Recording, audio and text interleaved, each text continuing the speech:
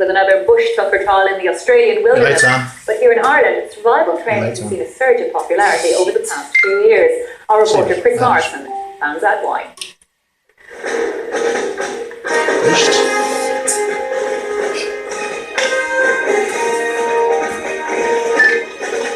Moonveen was near Waterford. It may be far from the Australian outback, but it poses many of the same challenges. With over 1,200 members, the Irish Survivalist group shows that a growing number of us are turning off the TV and learning the skills of bushcraft. So in that area we're building a shelter. Frank is an electrical engineer and a leading member of the ISG. We're trying to rewild ourselves, rewild our lives.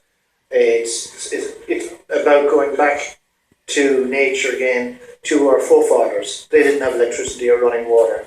We're doing that, but we're doing it as a hobby. We have shelter building, we have hunting, where we use conventional weapons, and then we have wild cooking, where we can cook in the ground and use what's around us as utensils and whatever.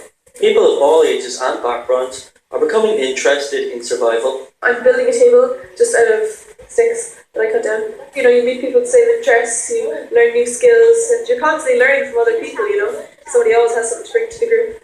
For these guys, bushcraft is about leaving the comfort of their homes and learning how to fend for themselves in the wilderness.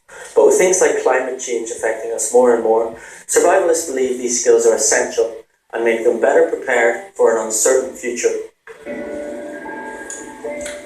What are you going to do when your iPad batteries die out and your water goes off and your electricity turns off? Do you know where to go and get water if your tap stops running?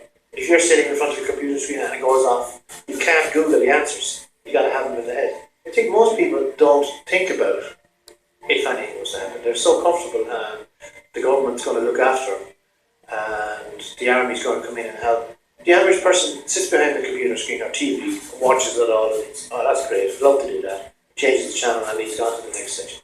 He doesn't think about this. We think about it all the time. It doesn't happen much here, but if you were to look at how we're going out in America, it's chaos, riding, everyone trying to get canned food. And if it's happened in Ireland, walk into the woods and look after yourself and your family. If international agreement isn't reached on issues like energy and the environment, these worries may become a reality. The question is, could you survive?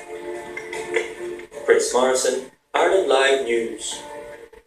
Our very own Bear Grylls, Chris Morrison there. Well, that's the way things look for Ireland Live News for the moment. I'll be back for Ireland Live News tonight at the slightly later time on 10:30, straight after those real bush tucker trials. The weather's next from Jenny for me, though. Have a very good evening.